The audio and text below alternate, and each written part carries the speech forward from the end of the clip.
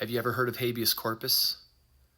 Habeas corpus is a way to fight against being unlawfully imprisoned or detained.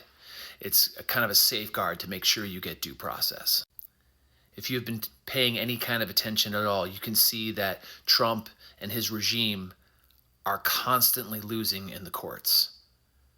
Mr. Garcia, who has moved to El Salvador, they've ruled against that.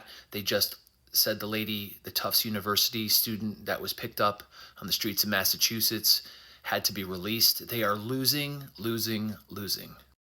So Stephen Miller comes out today. I swear there's nobody I've ever seen that looks more like a Nazi than Stephen Miller. Stephen Miller comes out today and says they are looking at suspending habeas corpus. So basically, it doesn't matter if you get the courts on your side, that Trump and his regime can hold you indefinitely without any protections, without any charges, just because they want to. The only time habeas corpus or suspending habeas corpus is done is when there is an invasion, like we're in war, or there's some kind of insurrection. Those are the only reasons why they would use this. As you know, we're not at war with anybody. We're not being invaded by anybody, even though they're trying to push this thing that because there's so many illegal immigrants here that's some kind of invasion, but it's not. So they have no justification whatsoever to suspend habeas corpus. It's absolutely outrageous to even consider this. But they're doing this because they're losing in the courts. Now, there is no invasion, but I guarantee you they're going to use the excuse that there's an insurrection.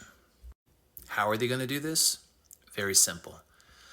On June 14th, there's going to be a giant day of protest. And as these things continue to escalate and more people start waking up and realizing that this country is being taken apart, that democracy is coming apart at the seams, the more protests there'll be out in the street. They will say there's an insurrection and they will suspend habeas corpus.